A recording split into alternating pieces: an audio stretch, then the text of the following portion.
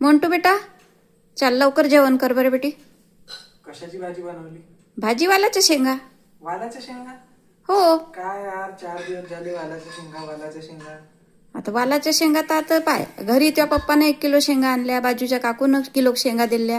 आणि त्या दिवशी तुझी आत्या म्हणे शेंगा पाहिजे काय, तू खातं काय, तू हो म्हणे, तिनं पण देऊन टाकल्या. त्यांना खराब वाटलं असतं ना, नाही म्हटलं असतं ना. आता खराब वाटलं असतं तर आता तू हो म्हटलं, आणल्यात त्या काही 3 किलो शेंगा, तिन्ही जागच्या शेंगा चांगल्या आहेत. मग आता विकताच्या फेकू नाही शकत. ते काकू बिचारी देते त्याही चांगल्या आहे, ते आत्याने दिल्या त्याही चांगल्या आहे. आता खावत लागेलच ना. मग तू हो म्हटलं तर मग आता तुला खावं लागेल ना. होट काय याच्यात? वालाच्या शेंगा खाशील काय?